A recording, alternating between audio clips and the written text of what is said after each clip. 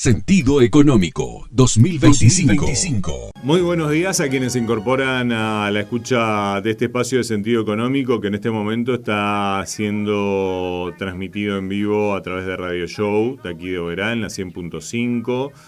También, bueno, si quieren pueden escucharnos en vivo semanalmente a través de nuestro canal de streaming, al cual pueden acceder a través de la página radioshow105.com.ar. Y, bueno, para todos nuestros escuchas que habitualmente nos siguen, en este caso desde nuestro podcast en Spotify, cuyo capítulo va a ser el correspondiente al número 170 y pico ya, estamos cercanos y avanzando hacia nuestro quinto año de podcast y de espacios de sentido económico. Pero sin perder mucho tiempo, porque tenemos una muy interesante charla para compartir con ustedes, para entender un poco qué fue lo que estuvo ocurriendo en el mercado y sobre todo en lo que tiene que ver también con la política económica en estas últimas semanas. En una charla muy interesante que mantuvimos con Norberto Sosa en el día de ayer, arrancamos repasando simplemente algunas de las novedades de las últimas horas. Estamos a día 30 de julio, es el momento en el que estamos realizando este contenido. La charla la mantuvimos ayer con Norberto, luego he conocido el resultado también de una importante licitación por los últimos acontecimientos respecto de ver cuál era el comportamiento de la tasa, a qué tasas se licitaban los instrumentos, qué interés podía llegar a haber por instrumentos dolarizados que también se ofrecían, en este caso en la licitación del Tesoro, que ya le vamos a contar enseguidita cómo fue. Muy rápidamente les cuento que en lo que tiene que ver con los índices, en el día de ayer el S&P 500 rompió una racha de 6 días, o sea, estamos hablando de cuestiones de semanas, ¿no?, de ganancias, y se dio levemente un 0,3%, ¿sí? El rendimiento de bonos del Tesoro tuvo una subida, cayeron igual los rendimientos a 30 años, 10 puntos básicos por una subasta de deuda que también hubo en Estados Unidos de 44.000 millones. Recordemos que estamos en plena temporada de presentación de balances. Reportaron también algunos resultados no demasiado buenos algunas empresas importantes de Estados Unidos como Starbucks, United Health, por ejemplo, mientras que otras como Whirlpool directamente se desplomaron cuando recortaron pronósticos por las incertidumbres arancelarias, que si bien ya más o menos vienen encauzadas en cuanto a las negociaciones, hay empresas que van a estar claramente afectadas por esta situación. En lo local, el Merval tuvo su quinta sesión consecutiva al alza. Ayer un interesante 4.1% positivo. En renta variable hubo una negociación de un volumen de 224.000 millones de pesos, con dos papeles destacados como Superviel y Comercial del Plata, que tuvieron subas superiores, entre Superviel en realidad cerca del 10%, 9,79%, y Comercial del Plata 9,33%. En lo que se refiere al tema de la renta fija, alcistas también los bonos en dólares, aunque un poco más tranquilos que en las últimas 2 semanas, con Bopreales que por ahí están mostrando, si se quiere, cierto síntoma de agotamiento, ¿no? Terminaron cayendo en la segunda jornada, en la segunda rueda de esta semana, en la última semana del mes de julio. También en lo que tiene que ver con los bonos atados a inflación, también con un rendimiento bastante pesado, caídas del 0,45 promedio en la curva. Y bueno, en este caso también en cuanto a monedas, hubo, si se quiere, digamos, una corrección a la baja de la mayoría de las valuaciones. El dólar mayorista cayó 4 pesos, se ubicó en 1.291, se negociaron 558 millones de dólares spot, es decir, los dólares que se compraron y se comerciaron en el momento, no estamos hablando de futuros. En el MAE, en cambio, digamos, en futuros hay una cantidad de contratos acumulados también bastante importante. Recordemos que en el mercado de futuros A3 igualmente estos son pesos, ¿sí?, los que se negocian en definitiva, y quien obtenga una ventaja va a recibir pesos, digamos, ¿no? Se cita, digamos, el valor de referencia del dólar a futuro. Así que en lo que tiene que ver con las tasas implícitas, en niveles del 35% para los vencimientos 2025, de 33 a 30% para 2026, y el volumen operado ayer fue de 1.312.277 contratos, y bueno, hay abiertos concretamente por 7.100 millones de dólares, digamos, en lo que tiene que ver con contratos que quedaron abiertos. Compartimos algunos mensajes de nuestros auspiciantes, de la gente que hace posible que nosotros estemos llegando a todos ustedes con sentido económico, y les contamos un par de cositas más antes de compartir la charla con Norberto Sosa.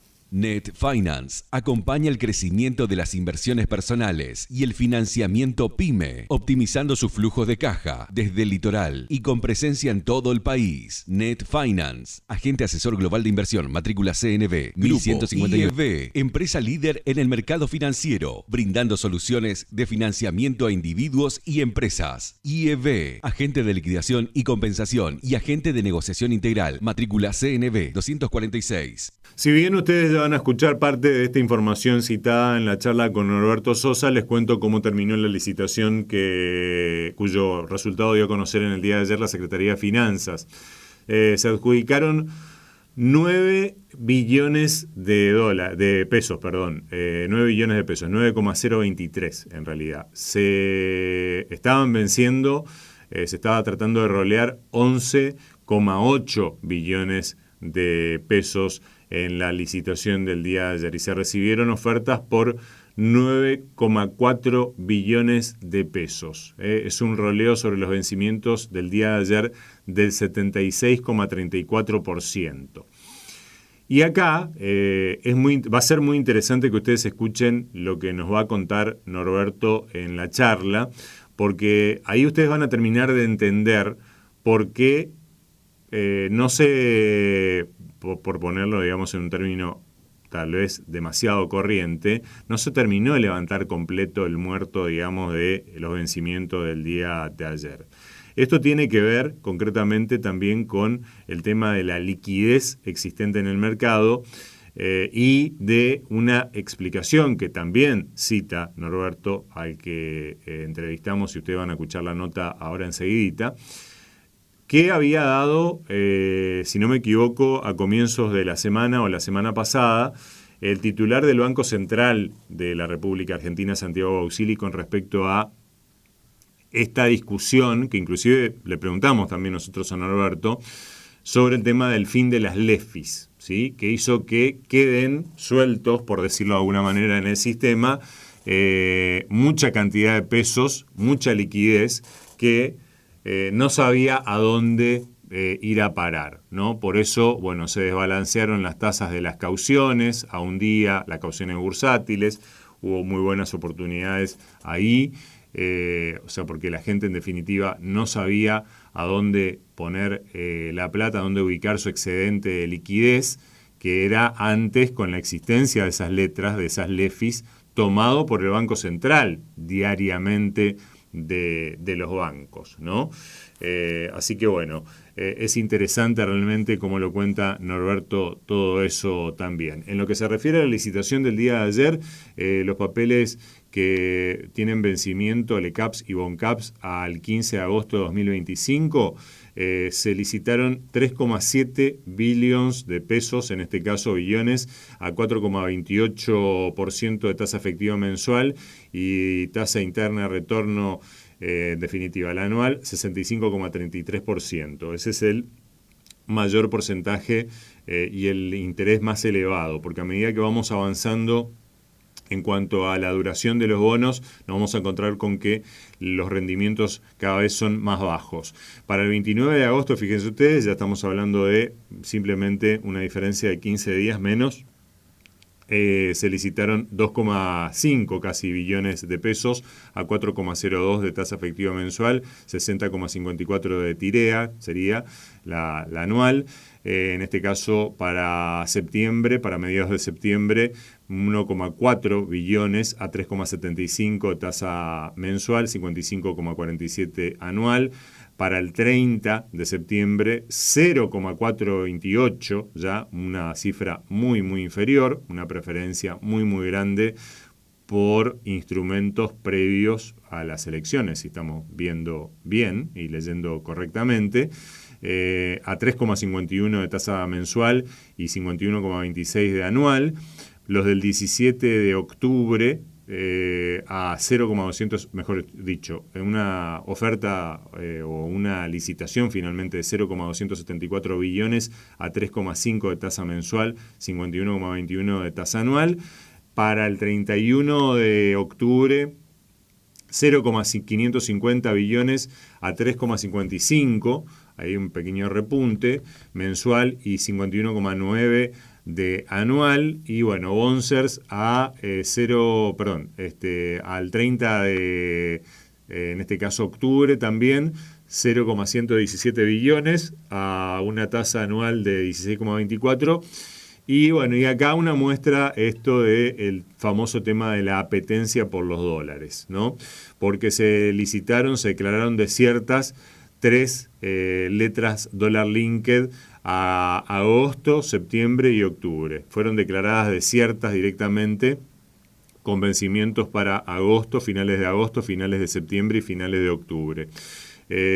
Solamente, bueno, después la última, que es una letra TZB corta de 5, con vencimiento en diciembre, que bueno, una adjudicación bajita, 0,053 billones a una tasa anual de 5,54, ¿no? Eso también es un instrumento dólar linked. Así que bueno, esto fue lo que se licitó en el día de ayer y fueron las novedades que se registraron en el día de ayer con respecto al tema de la licitación. Compartimos otros mensajes de nuestros auspiciantes y ya estamos también casi llegando al momento en el que charlábamos con Norberto Sosa. Fontana Lubricentro levanta la bandera de que mantener tu vehículo en condiciones sea un disfrute. Buscamos tu auto o si lo traes, tenés una sala de espera con todas las comodidades para vos y tus chicos. Fontana Lubricentro, Libertad y Neuquén, Oberá Misiones, Goichik, servicio de media y larga distancia para cargas generales, paletizadas, bebidas y contenedores en todo el norte argentino y Buenos Aires. Casa Central, Corrientes 41, Leandro en Alem, Misiones.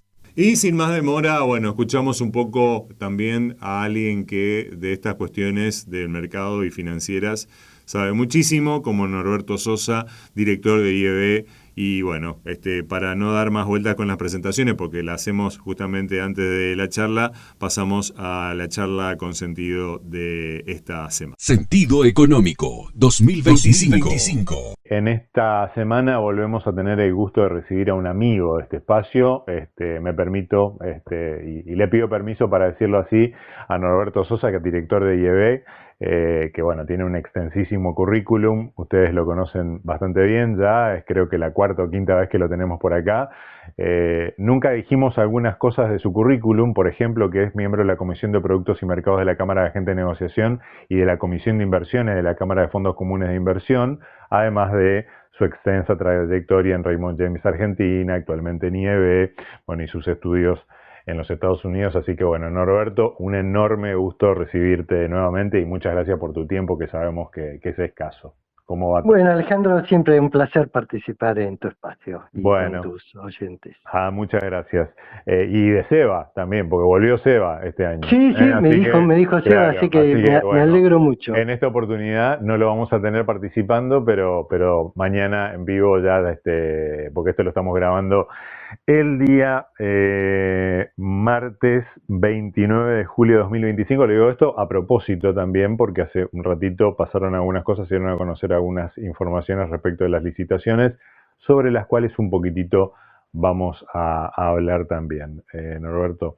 Pero bueno, primeramente, respetando tus conocimientos, nos gustaría mucho que nos brindes tu mirada sobre el tema económico, sobre el mercado, cómo lo estás viendo, teniendo en cuenta que estamos transitando también por un momento muy especial, en donde mucho tiene que ver también la política, dado que estamos a poquito tiempo de unas elecciones muy importantes que son las de la provincia de Buenos Aires y tras cartón las de el nivel nacional. Así que bueno, más o menos ese pequeño panorama te trazo como para que ahí adentro nos dibujes lo que estás viendo vos.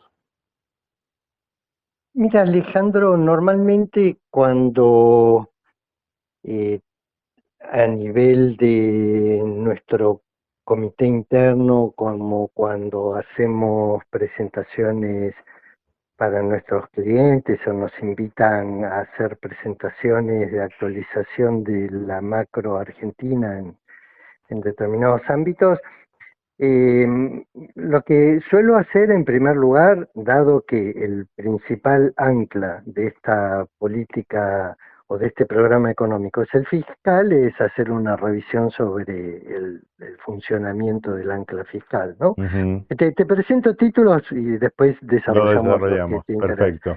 En segundo lugar, el aspecto monetario, que me parece que ha sido uno de los más interesantes en los últimos días, con todo este tema de que no se renovaron las LEFI, y entonces hubo toda una serie ahí de idas y venidas con los niveles de tasa, movimientos en el tipo de cambio, que Ujú. no habían ocurrido cuando se hizo la liberación del cepo, ¿no? En aquel momento, cuando el equipo económico se decidió a dar ese paso, que siempre había dicho que lo iba a hacer cuando se sintiese en condiciones de que la volatilidad en el tipo de cambio eh, sea lo mínimo posible y que no se generaran efectos no deseados sobre el funcionamiento de la economía. Realmente esa apertura, al menos parcial, porque para Ujú. las personas humanas la apertura del cepo es plena, para las personas jurídicas todavía hay restricciones,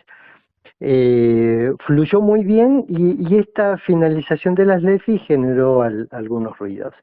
Siempre, obviamente, atado a la parte monetaria, lo asocio con la evolución de el tipo de cambio, Ujú. porque al final del día nosotros analizamos el futuro del tipo de cambio en relación a la situación patrimonial del Banco Central. Total. Entonces, ahí por un lado tenés el movimiento monetario, los pasivos del Banco Central, y por otro lado los activos, las reservas, ¿no?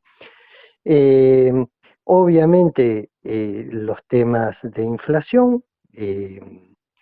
En el tema real no somos especialistas, nosotros estamos en los mercados y Total. obviamente no miramos quizás tanto encuestas, ahora sí, porque ya estamos entrando en un terreno de elecciones de medio término, pero dentro de lo que son los indicadores que uno respeta mucho, el índice de confianza en el gobierno de la Universidad de Itela, que la semana pasada estuvo en la actualización de la información, ha sido un dato interesante para monitorear. Así que bueno, eso te resumí muy rápidamente los temas en los cuales hemos estado transitando o normalmente transitamos cuando damos nuestra mirada sobre la macro argentina, ¿no? Perfecto. ¿Qué conexión tiene ese movimiento, ese pequeño mini terremoto que se produjo con la eliminación de las LEFI? ¿Qué hay relación ahí entre eso y si es que se puede hacer, digamos así, una relación directa con lo que fueron los números de la licitación de hoy, que de paso, bueno, por ahí aprovecho para repasarlo, seguramente por fuera de este segmento lo vamos a estar haciendo nuevamente, pero bueno, se licitaron LECAPS y BONCAPS para mediados de agosto a 4,28 de tasa efectiva mensual, de Tirea 65,33, la de finales de agosto a 4,02 y 60,54, las de septiembre a 3,75 y 55,47, hasta llegar a las de menor rendimiento, que son las de octubre, finales de octubre, con 3,55 de tasa efectiva mensual y 51,99 de TIREA, aparte aclarando de que se roleó el 76,34% de el total de lo que se estaba licitando, de lo que estaba para rollover, que era 11 billones y poquito, 11,8 en realidad, casi 12. ¿Hay una relación ahí como para tejer, Norberto? Mira, Alejandro, esta es una licitación, pensemos que venimos de una licitación extraordinaria, ¿no? Con lo cual esta licitación no tiene nada que ver con la anterior, porque esta es una licitación que obedece a que había vencimientos, ¿no? Claro. Mientras que la anterior fue una licitación extraordinaria que no estaba asociada a vencimientos, sino que estaba asociada a la necesidad de quitar un exceso de liquidez intrasistema que se había generado, para lo cual transitoriamente el Banco Central había intervenido. Y a su vez tenemos la licitación previa, fue una licitación anti-punto Anker, porque se aceptaron ofertas casi triplicando lo que eran los vencimientos. O sea que si la comparamos contra la licitación anterior, que fue una licitación extraordinaria, y si comparamos contra la licitación previa, en la cual no había habido punto Anker, esta es una licitación que tiende a volver a una normalidad, ¿no? Luego de, como vos dijiste, el mini terremoto, ¿no? Claro. Esa sería la primera conclusión que te puedo hacer. Perfecto. Y de paso aprovechamos que te tenemos y sos un especialista para que le expliques a un montón de gente que está escuchando mucho y muy reiteradamente este término punto Anker. ¿Qué es el punto Anker? Para que ya también todos nos vayamos de esta charla habiendo aprendido algo sobre esto que se menciona tanto, Norberto. Mira, quizás es un poco complejo poder transmitirlo en términos sencillos, o no porque no tenga capacidad, el que escucha, no porque yo no tenga suficiente capacidad para ser didáctico. No creemos, ¿eh? Pero venimos de un contexto donde se generaba un exceso de oferta monetaria, ¿no? Entonces, y hoy se habla de un mercado de dinero más equilibrado. Entonces, bueno, en todo mercado uno habla de una oferta y una demanda. La demanda, hoy el equipo económico la mide a través de un agregado monetario que es el M2, y la complico, en lugar de facilitarla la complico. ¿Qué es el M2? El M2 es el circulante en poder del público, es decir, los billetes que andan dando vuelta, más los depósitos a la vista, más los depósitos en caja de ahorro, y quitándole, y acá la vuelvo a complicar, lo que se llaman los depósitos remunerados, que son unos depósitos que el gobierno ahora está, el Banco Central ahora está aumentándole los encajes, Eso exactamente, considera que están generando una distorsión, ¿no? Entonces, bueno, por un lado tenemos la demanda de dinero, que está dada, ya digo, la métrica, la manera de medirla es a través de este agregado monetario, el M2 transaccional, y por otro lado la oferta de dinero es la base monetaria simple, que es todo el circulante más los depósitos de los bancos en el Banco Central, que eso es la integración de efectivos mínimos o lo que se suele llamar encajes, más lo que el equipo económico llama el almacén de pesos, que estaba dado por las LEFI, por los depósitos del Tesoro en el Banco Central, que esos depósitos se generaron por los superávit financieros. Yo no sé si a esta altura alguien me siguió o lo dije. Sí, porque lo estás explicando muy claramente. Sí, bueno, entonces, ¿qué es lo que sucede? Ante una economía, creo que todos estamos demandando más pesos, y cada vez que recibimos un peso tenemos menos urgencia de sacarnos ese peso de encima, que eso es el correlato de una economía que se remonetiza, una economía que está demandando más. Entonces, ¿cómo alimenta el Banco Central a ese aumento de demanda de pesos? O con la base monetaria o el almacén. Ujú. Las LEFI se terminaron, con lo cual lo que quedó en el almacén son los depósitos en pesos del Tesoro en el Banco Central. Estoy llegando finalmente al punto Anker. Cuando hay un vencimiento, como hoy, de instrumentos de deuda del Tesoro, si el mercado no hace un rollover del 100%, quiere decir que de algún lado tienen que salir los pesos para cubrir lo que el mercado no renovó. Ujú, ¿Y de claro. dónde salen esos pesos? Salen de los depósitos en pesos que el Tesoro fue guardando en el Banco Central. Entonces, cuando el mercado no renueva el total de los vencimientos y el Banco Central, o mejor dicho, el Tesoro, da liquidez a la economía con los pesos que tiene ahorrado en el Banco Central, es que el equipo económico dice que se genera el punto Anker. Entonces, la generación del punto Anker es cuando el Tesoro le da liquidez al mercado porque el mercado no renovó el 100% de los vencimientos. Ese no renovar el 100% de los vencimientos puede tener dos lecturas.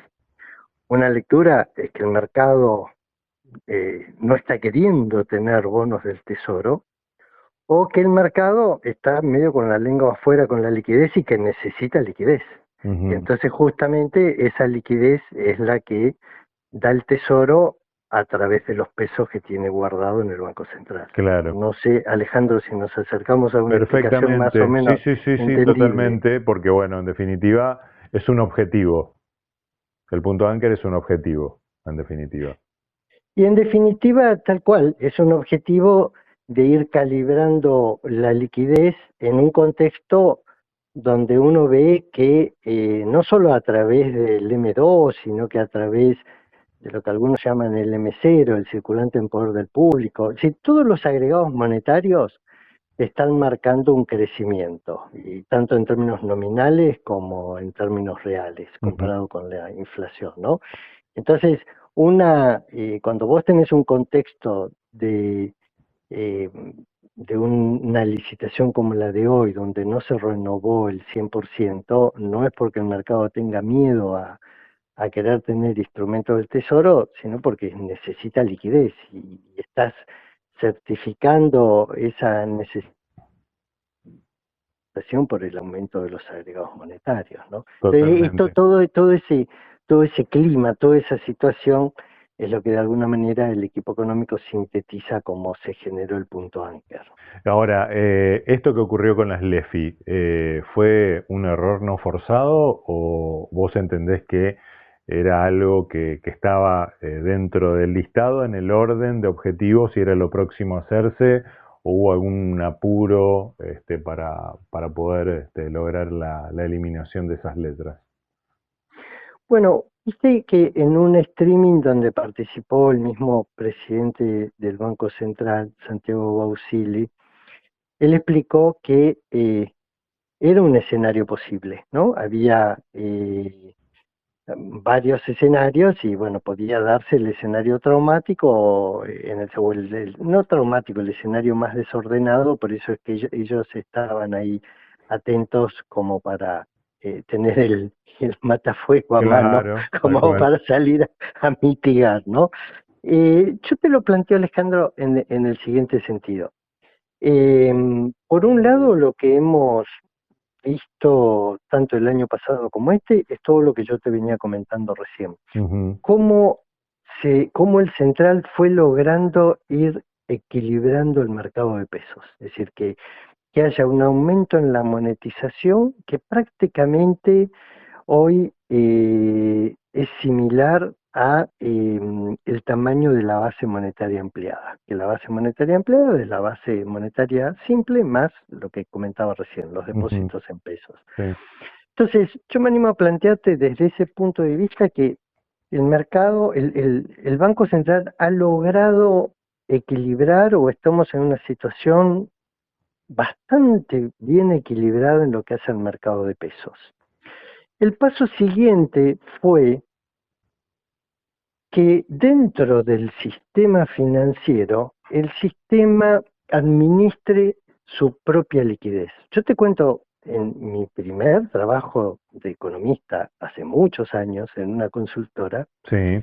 que hoy dirige Ramiro Castiñeira en Econométrica, mi principal trabajo era estimar la posición del sistema financiero y ver si la acumulación de numerales del sistema proyectaba una situación de liquidez o iliquidez, de forma tal que algunas tesorerías bancarias, proyectando que hacia fin de mes iban a faltar pesos, se guardaban pesos porque la tasa de call iba a subir y iban a hacer un negocio. Ujú, Entonces había, en los 90, había un manejo muy aceitado del manejo de la liquidez intrasistema, y era un negocio, donde las tesorerías, parte de sus ganancias estaba en no solo no tener que salir a pagar, sino salir a vender liquidez.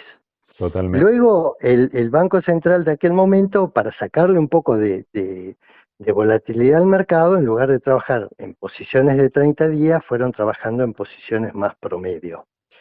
Lo que fue ocurriendo a lo largo de los años, y sobre todo de todos estos últimos años, es que, como explica Bausili, que ninguna tesorería bancaria se preocupaba por administrar la liquidez. Total, a fin del día, el central pasaba, barría y remuneraba. Ujú, Entonces, eh, es más, te cuento, en nuestros comités internos, hace un mes y medio, yo empecé a comentarle, yo dentro del comité soy el más experimentado, por no decir el más añoso, entonces por les favor. comentaba a todos los analistas más jóvenes, miren, vamos a un sistema hacia los 90, con un manejo de liquidez por parte del sistema, es probable que vuelva una tasa de call. Y me miraban con una cara de este marciano de qué está hablando, ¿no? Claro, Entonces, imagínate que esa situación que se generaba en nuestro comité es parte de lo que debe haberse generado en las tesorerías bancarias, donde, che, ahora vamos a tener que hacer el cálculo de numerales, ver qué liquidez tengo, dónde vamos a operar los excesos y defectos. Por eso fue que en el mercado A3, que A3 es el que surge de la fusión del Madua Rofex más MAE, así es. ahí se implementó una nueva rueda, la rueda REPI, que ahí es donde está actuando a veces o ha actuado el Banco Central, y después hay una nueva rueda que es Back to the Future, o sea, esa es la rueda, es la vieja rueda de call money, Claro. es la rueda call, donde solo operan los bancos entre ellos. De hecho, en nuestra mesa de IEB, nosotros no somos bancos, no tenemos acceso a esa rueda, ¿no? Claro. Entonces, ¿por qué te estoy contando toda esta historia? Porque lo que ha pasado es que este proceso, yo me imagino, viste como cuando se da todos los años los vencimientos de impuestos, que aparecen los nuevos aplicativos y entonces desde el Consejo Profesional le piden a la ARCA que retrase, que demore el vencimiento. Bueno, el sistema financiero pensó, bueno, no, esto es imposible hacerlo en los tiempos que quiere el central, vamos a pedirle que lo demore. Y el central se plantó y no quiso demorar. Claro. ¿No? Y entonces, bueno, ahí fue, el central empujó a que el proceso se dé, y eso, yo lo que planteo es, creo que ha sido un ruido, voy a usar las palabras que vos expresaste, mini terremoto. El epicentro del mini terremoto estuvo en las tesorerías bancarias, y tipo ola de las tribunas de los estadios repercutió en las tesorerías corporativas, Claro, La ola terminó pegando en un murallón que fueron, pobrecitos, los fondos en pesos, los money market, los T+1, los fondos del ECAP, ¿no? totalmente. Así que bueno, ahora estamos en un proceso donde el mercado tiende a normalizarse y el sistema financiero, estamos todos eh, tratando de terminar de entender cómo se arbitran las distintas tasas que hoy están conviviendo en el mercado, ¿no? Porque, Ujú, como te insisto, por un lado tenés la tasa de call, que es una tasa de call pura entre bancos. Es más, para participar en esa rueda, cada banco tiene que dar una línea de crédito a su contraparte. ujú, Después tenés la rueda REPI dentro de A3. Después tenés las tasas de cauciones, que ahí sí es donde entran los SALICs. ujú. Eh, Que están y tan por de otro moda lado también, ahora. sí, perdón, Alejandro. No, no, que están tan de moda ahora y muy mencionadas también, las de cauciones. Y te Exacto. dejo continuar con tu No, mira, explicación. y de alguna manera también termina arbitrando estas tasas con las tasas de los plazos fijos eh, corporativos que, bueno, que dan origen a lo que se llama la tasa TAMAR, que son las tasas de los plazos fijos eh, de gran envergadura, Ujú. básicamente las tasas de las tesorerías corporativas, ¿no? Entonces, por un lado, el mercado está tratando de terminar de entender el arbitraje entre esas tasas con las tasas de mercado como las implícitas en los instrumentos del ECAP, como vos describiste, que fue el resultado de la licitación de hoy. Así Tal que cual. estamos todos en un proceso de adaptándonos a esta tasa endógena, a este sistema de tasas endógenas. Ujú. Hablando de tasas, te llevo un poquito, me tomo una licencia para hacerte una pregunta con respecto a la micro. Se le complica un poco a la pyme, ¿no? También el tema del financiamiento a estas tasas. A cómo viene dándose este proceso, digamos, y a la naturalidad con que vos le ves que va a continuar evolucionando, esto puede, digamos, depositarnos en un mejor escenario para esos fines. A ver, digo, no te pido que nos leas el futuro, ni mucho menos, pero bueno, apelando a que viniste de una película, como le comentaste a los chicos del comité de IEBE, ¿cómo lo estás viendo vos esto? O qué prosecución más bien le ves, ¿no? Mira, hay varios fenómenos dentro del proceso. Por un lado, yo me animo a plantearte que lo más relevante es cómo se está formalizando las características bimonetarias de la economía argentina. Ujú, Lo que hemos visto en las últimas semanas han sido rescates en los fondos en pesos y crecimiento de los fondos en dólares. Los fondos de money market en dólares han crecido. Las personas humanas compran dólares y no salen corriendo a llevarse los dólares al colchón, sino que quedan en los en el sistema, depósitos, claro. quedan en el sistema, ¿no? No es lo mismo que alguien haga un MEP y se lleve los dólares y los saca del sistema, a que haga un MEP o no MEP y deje los dólares en el sistema. El Que eso efecto sobre la otro era economía. lo que pasaba antes, claro. Exacto. Que lo Entonces, blanco se negreaba, digamos. entonces, sí, no sé si se negreaba o por lo menos perdía capacidad prestable. Claro, tal ¿Eh? cual, sí, sí. Un dólar que está debajo de un colchón No se lo presta nadie a no nadie, lo presta el sistema. Bueno, vos claro. por ahí se lo prestás, si tenés unos A dólares, se un lo puede pariente, prestar un amigo, a claro, un pero hasta vecino, ahí, ¿no? sí. O bueno, en algún circuito informal. Entonces, por un lado, lo que estamos viendo es que de a poco se va armando una capacidad de fondeo de préstamos en dólares que tibiamente comienza a reflejarse en una mayor cantidad de créditos en dólares, que están con una tendencia de crecimiento, ¿no? Sí, Entonces, vamos a un esquema, estamos en una economía bimonetaria queriéndola negar, ¿no? Entonces, la economía funcionaba en pesos y es como que hablar de la parte de dólares era pecado, de eso no se Claro. habla. Entonces, ahora estamos formalizando el funcionamiento de una economía bimonetaria con un crecimiento de capacidad de fondeo del sistema que de a poco va a ir creciendo. Entonces, número uno, yo lo que me imagino hacia adelante es que vas a tener una competencia de créditos en pesos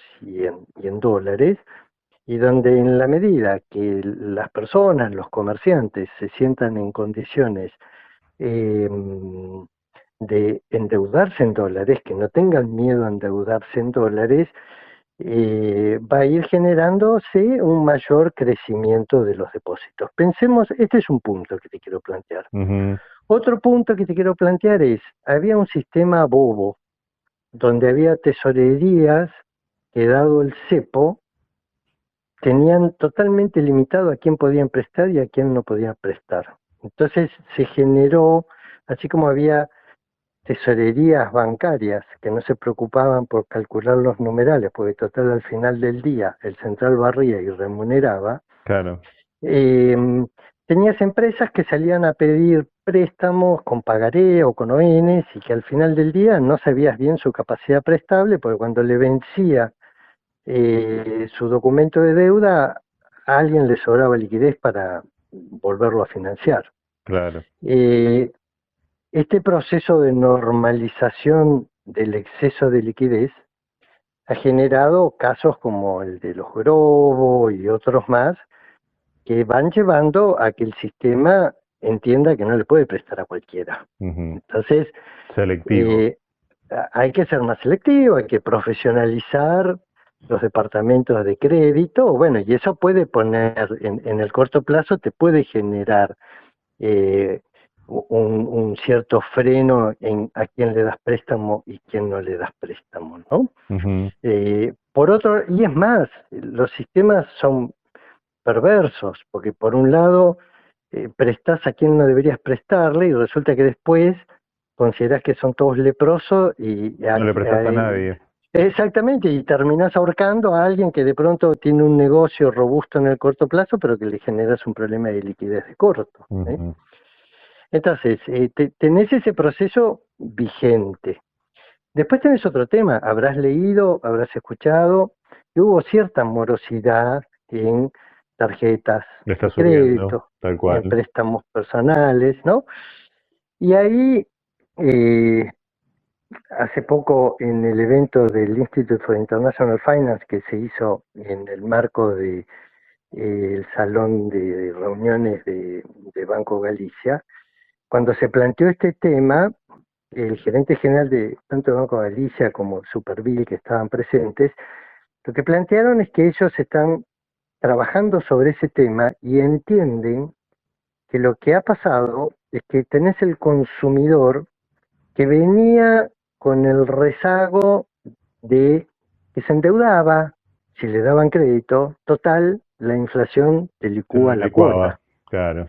La baja de la inflación es como que había un consumo por arriba de las posibilidades, ¿no? Entonces, Ujú. tenés en este momento, eh, de pronto, los departamentos de crédito de los bancos tratando de ser más cuidadosos y orientando hacia determinadas líneas de negocio y siendo un poco más selectivas hacia otro tipo de créditos, ¿no? Claro. Así que tenés todos esos procesos funcionando que por ahí algunos te hacen optimista más en el mediano plazo, otros considero que son problemas de corto, que se van resolviendo con el tiempo, y por último, esta decisión del Banco Central de ir aumentando el encaje, quizás este es bastante complejo también, a las cuentas remuneradas, lo que sucede es que los bancos en general, y sobre todo los extranjeros, los privados, si tomaban un depósito, después, ¿a quién le terminaban prestando ese dinero? Al Tesoro o al Banco Ujú. Central. Entonces, la realidad es que se fue generando un proceso que se llama de reducción de la hoja de balances.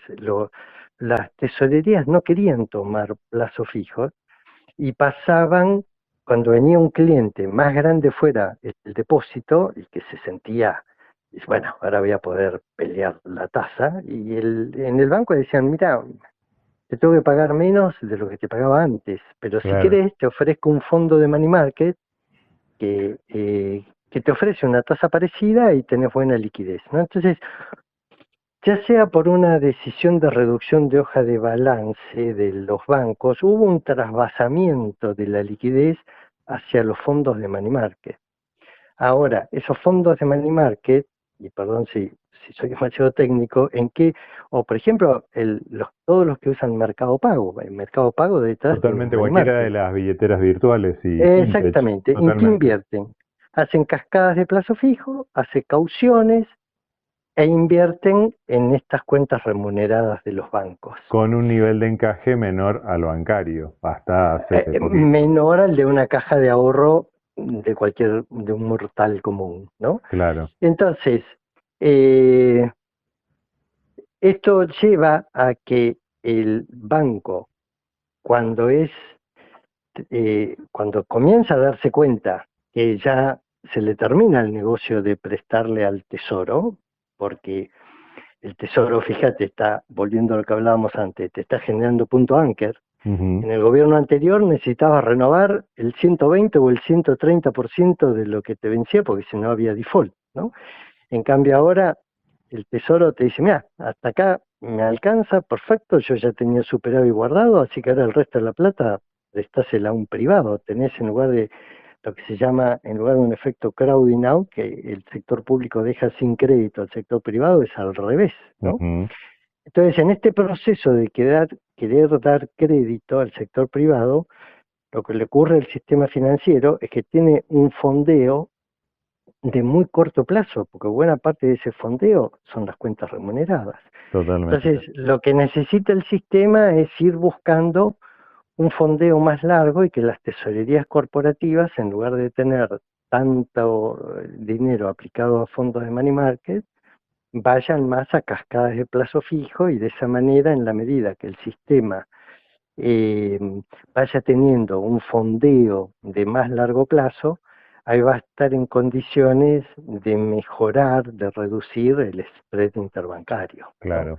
Así que bueno, en definitiva, te cierro toda la narrativa, eh, que más allá de estos mini terremotos o de estos ajustes de corto plazo, tengo una visión constructiva de que vamos a un sistema mm, tanto con créditos en pesos como en crédito en dólares, y donde la tasa más tarde o más temprano va a ir bajando. Y donde vos pensás lo siguiente, en la medida que baje las expectativas de inflación y baje el riesgo país, eso te tira abajo las tasas de fondeo del sistema. Y en la medida que el sistema tiene tasas de fondeo más bajas y a su vez fondeo de más largo plazo, puede bajar las tasas activas. Totalmente. Y yo Eh, creo que estamos en ese proceso. eh, Creo no, estoy convencido que estamos en ese proceso. por último, Norberto, y agradeciéndote muchísimo tu tiempo, bueno, ¿qué ves como más interesante en este momento, teniendo en cuenta de que, bueno, estamos también atravesando